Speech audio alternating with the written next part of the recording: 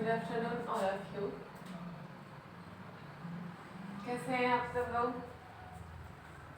Okay, तो आज हम कौन सा विषय पढ़ने वाले हैं? बोलिए।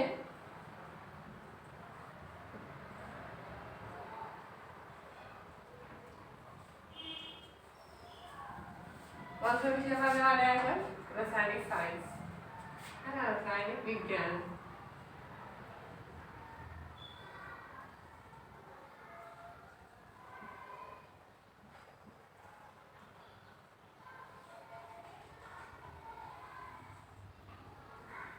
विज्ञान। अच्छा, ये बताइए, आपको इससे पहले हमने क्या पढ़ा था, कुछ को याद है?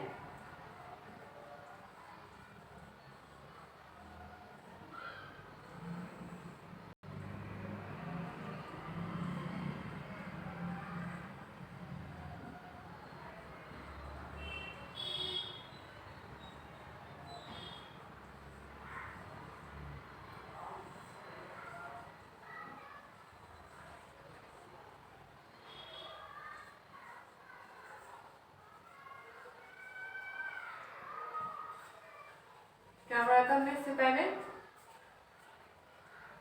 ओके, हमने पढ़ा था परिवर्तन, है ना।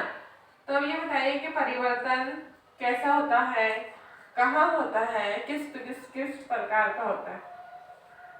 ठीक है, ये सब हमने पढ़ा था ना। ओके, परिवर्तन मतलब चेंज होना, बदलना। हाँ, तो इसके कौन से प्रकार होते हैं? ओके, रासायनिक और भौतिक, दो प्रकार के। तो हम कैसे पहचानेंगे कि इसमें परिवर्तन हुआ है? अगर अब हमको फॉर एग्जांपल हमको फ्रूट का चेंज परिवर्तन बताना है, तो हम किस प्रकार बताएंगे? उसके स्मेल से, और उसके कलर से, और उसके अगर उसकी शेप में चेंज आता है तो उसके कारण, है ना। तो इस प्रकार हम उसमें बताएंगे। अब आगे किस प्रकार, किस कारण होता है ये? रसायन मतलब केमिकल चेंजेस के कारण। ओके, तो आज हम क्या पढ़ने वाले हैं? रासायनिक बंध, है ना।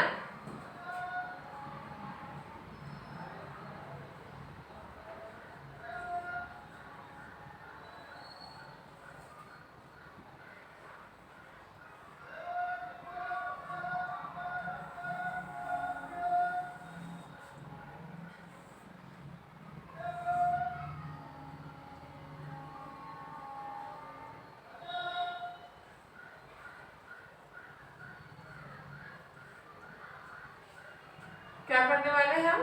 रासायनिक बंध।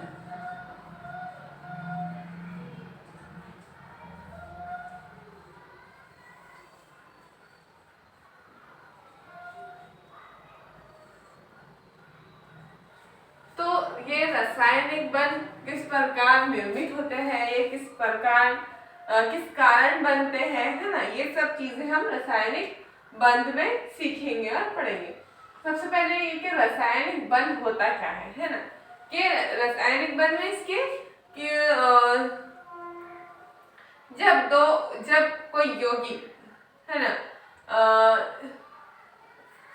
कंट्रीब्यूट करता है एक दूसरे को, तो रसायन अपने इलेक्ट्रॉन शेयर करता है, तो जो बॉन्ड बनता है, जो बंध बनता है, उसको बोलते हैं रासायनिक बंध। जैसे इसके हम एक उदाहरण लेंगे कि हमको अगर कोई चीज बनानी है, फॉर एग्जाम्पल कि हमको दो गांव को जोड़ना है ना, तो हम क्या करेंगे?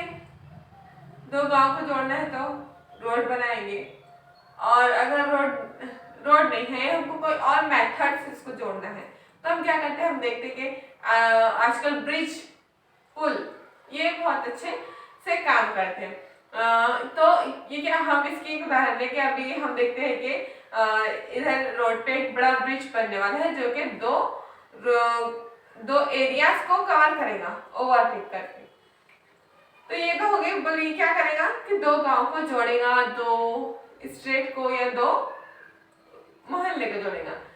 इसी प्रकार जैसे दो, ये कैसे दो गांव को एक ब्रिज जोड़ रहा है या एक दो गांव को एक रोड जोड़ती है, इसी प्रकार यौगिक में होता है। रसायन विज्ञान में क्या होता है कि जब दो यौगिक, जैसे फॉर एग्जाम्पल अगर हाइड्रोजन यौगिक है, हाइड्रोजन और ऑक्सीजन, ये दो यौगिक आपस में मिलकर अपना इलेक्ट्रॉन शेयर करके या अपना इलेक्ट्रॉन को एक दूसरे से कंट्रीब्यूट करके जो बंध बनाते हैं, जो बॉन्ड बनाते हैं, वो जो है बंध है तो वो रासायनिक बंध कहलाएगा। जैसे कि हमने इससे पहले जो आपने पढ़ा था उसमें आपने परमाणु का अंतर्भाग पढ़ा था, है ना। तो परमाणु के अंतर्भाग में आपने पढ़ा होगा कि किस प्रकार है तो परमाणु अपना काम करते हैं, परमाणु में क्या क्या होता है। हम इसकी थोड़ी सी डेफिनेशन देखेंगे, हम उनको थोड़ा प्रीवियस होकर देखते जाएंगे परमाणु में क्या होता है। मुझे बताइए कि परमाणु में सबसे पहले क्या क्या होता है। हम शॉर्ट नोट्स का लेंगे। परमाणु के अंतर्भाग में क्या होता है, सबसे पहले केंद्र, है ना, फिर उसका फर्स्ट शेल, फिर सेकंड शेल, फिर थर्ड शेल, फिर फोर्थ शेल। इनके क्या नाम होते हैं, है ना, क्या नाम होते हैं। ये हो गया इसका केंद्र, है ना। इसमें क्या कहते हैं, न्यूट्रॉन, और क्या होते हैं, न्यूट्रॉन पे कोई चार्ज नहीं होता, प्रोटॉन पे पॉजिटिव चार्ज होता है, ये होता है। उसके बाद ये इसमें क्या होता है, ये के शेल, ये एल क्षेत्र, के क्षेत्र, एल क्षेत्र, एम क्षेत्र और एन क्षेत्र।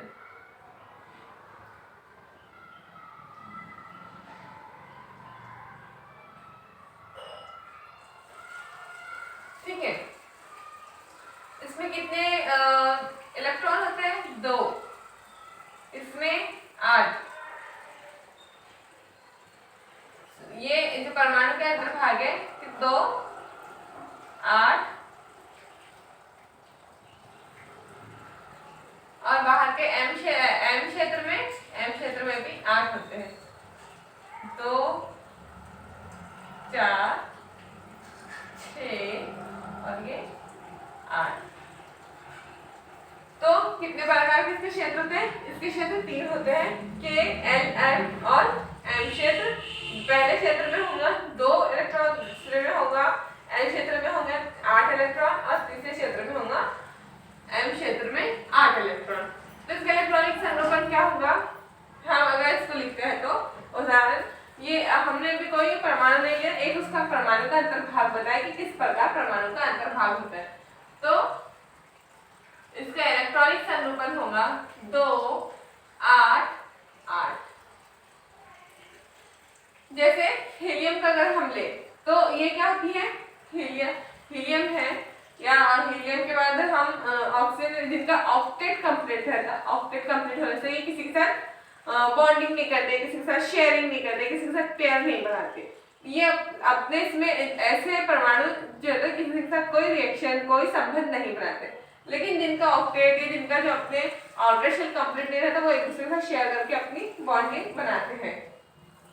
इसकी उदाहरण हम ऐसे लेंगे कि कोई श्रीमंत आदमी है ना, श्रीमंत है व्यक्ति और एक गरीब है। तो क्या करेगा, श्रीमंत जो गरीब व्यक्ति है वो अपनी जरूरत पूरी करने के वास्ते किसी श्रीमंत से उधार लेगा, कोई भी चीज, जैसे अनाज है, खाना है, पैसा है ना।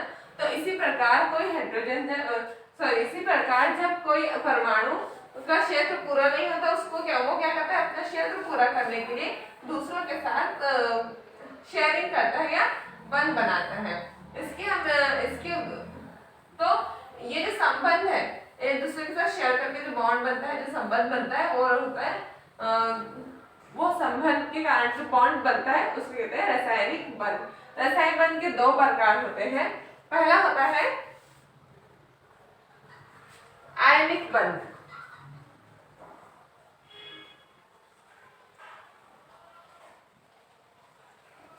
पहला कौन सा होता है, आयनिक बंध, और दूसरा सहसंयोजनिक बंध।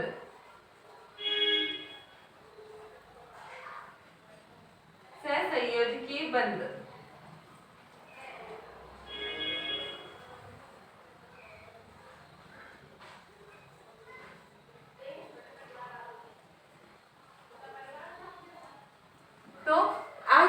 आज जो हम पढ़ने वाले हैं वो है आयनिक बंध। अभी देखिए कि आयनिक बंध किस प्रकार का होता है।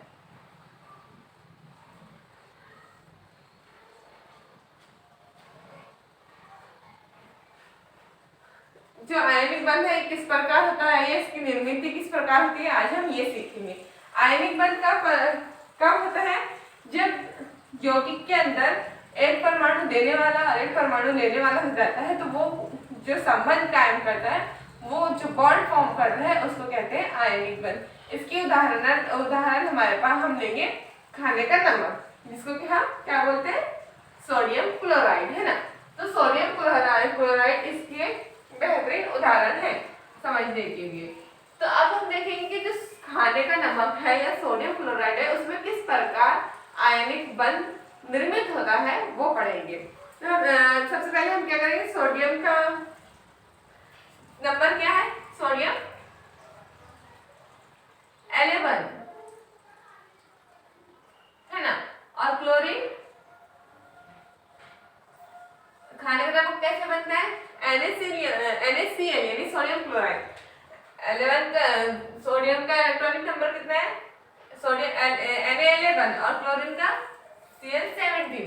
अब क्या करेंगे, हम इसकी इलेक्ट्रॉनिक संरूपण के माध्यम से इसको समझेंगे कि कैसा इसमें आयनिक बंध निर्मित होता है। तो सोडियम का इलेक्ट्रॉनिक संरूपण क्या होगा,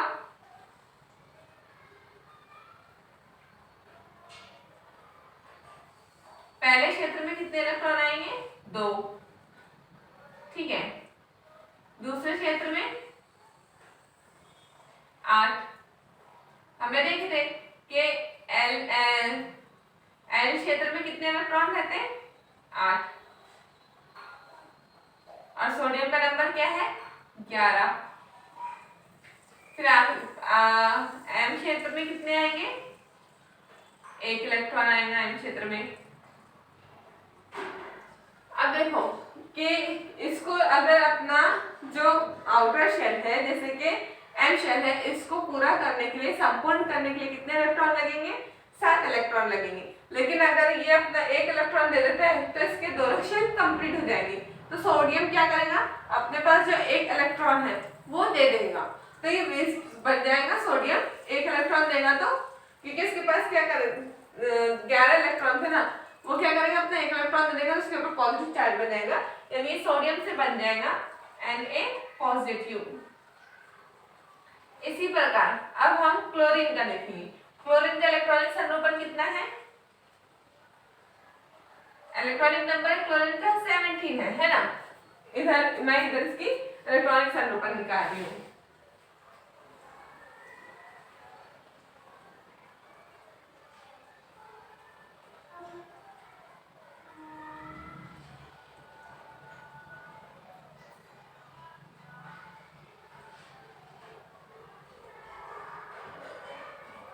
पहले क्षेत्र में इसके कितने इलेक्ट्रॉन आएंगे, 2, ठीक है। दूसरे क्षेत्र में 8। आप लोग भी मेरे साथ साथ निकालते चलो इलेक्ट्रॉनिक संरूपण।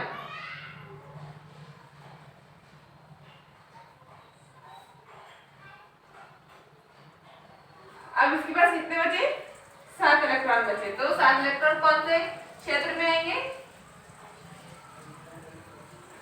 एम क्षेत्र में।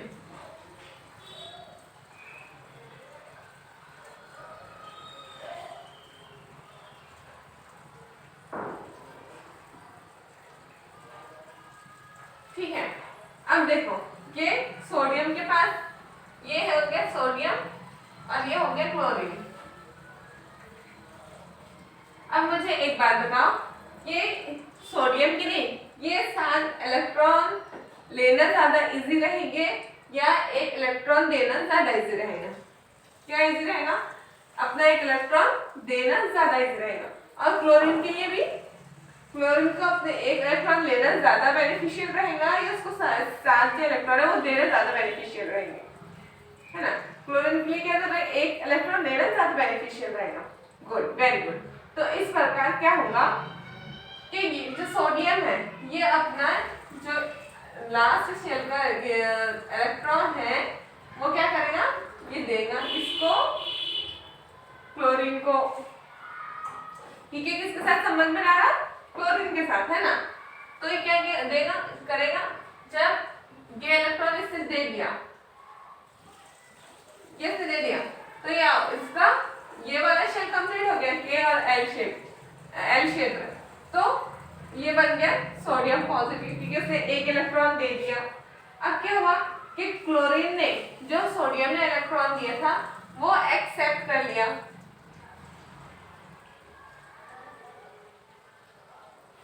क्लोरीन ने क्या किया, इलेक्ट्रॉन एक्सेप्ट कर लिया।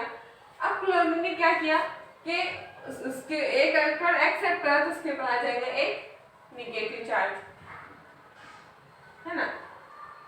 तो इस प्रकार क्या बन गया, Na पॉजिटिव Cl निगेटिव। अब इनके अंदर बाउंड कैसे फॉर्म होगा, क्योंकि दोनों इससे रेडियस ने ले लिया, तो ये बन जाएगा इस प्रकार,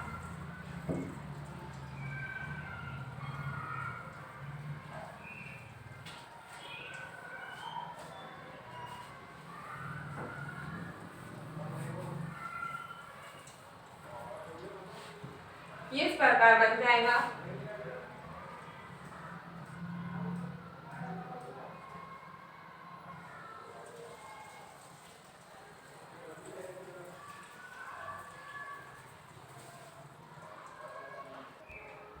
तो इस प्रकार के की तरह क्या बन जाएगा, सोडियम क्लोराइड कैसे बनेगा कि सोडियम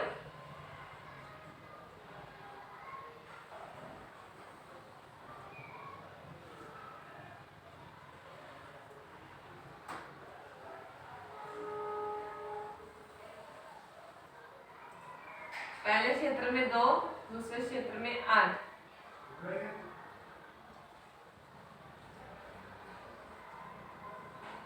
ठीक है। और क्लोरीन क्या करेगा,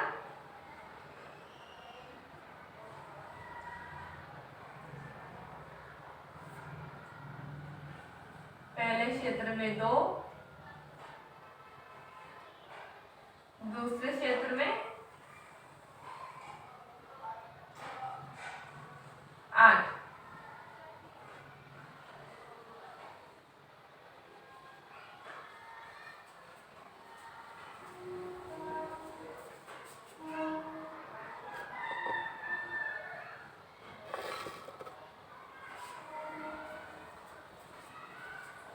इसी प्रकार अब क्या हुआ कि क्लोरीन ने एक इलेक्ट्रॉन सोडियम से ले लिया था, तो ये बन जाएगा 2 8। अब वो 7 रहे, 2 7 रहा क्या, नहीं, क्योंकि इसने क्या किया, एक इलेक्ट्रॉन ले लिया, तो ये बन जाएगा 2 8 8, यानी अर्थात कितना क्या होगा इसका, Cl निगेटिव, और ये हो गया Na पॉजिटिव।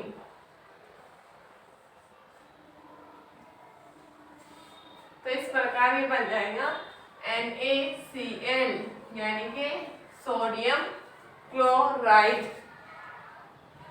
ठीक है। तो आज हमने क्या क्या सीखा, हमने परिवर्तन और रासायनिक बंध में हमने सीखा कि रासायनिक बंध क्या होता है, किस प्रकार होता है, उसके कितने प्रकार होता है। फिर हमने इसमें देखा कि आयनिक बंध किस प्रकार निर्मित होते हैं और कौन से यौगिक में बनते हैं, यौगिक किस प्रकार आयनिक बंध से यौगिक किस प्रकार बनते हैं, जिसकी उदाहरण हमने देखी सोडियम क्लोराइड की, सोडियम क्लोराइड किस प्रकार उत्पन्न होता है, ये हमने मैस की इलेक्ट्रॉनिक संरूपण के माध्यम से समझा। अब आपको क्या करना है कि आपको अब इसी प्रकार के और आयनिक बंध किन किन यौगिक में बनते हैं, ये आपको होमवर्क बताना है, और वो इलेक्ट्रॉनिक संरूपण के साथ आपको उसकी निर्मिति बतानी है, क्योंकि एग्जाम में ऐसे क्वेश्चन आते हैं और ये आपके लिए 5 मार्क के लिए आते हैं इलेक्ट्रॉनिक संरूपण के साथ, ठीक है। तो आज हमने इस प्रकार आयनिक बंध सीखा, और आयनिक बंध सीखने के बाद हमने सोडियम क्लोराइड की में आयनिक बंध की निर्मिति देखी, ठीक है। थैंक यू, धन्यवाद।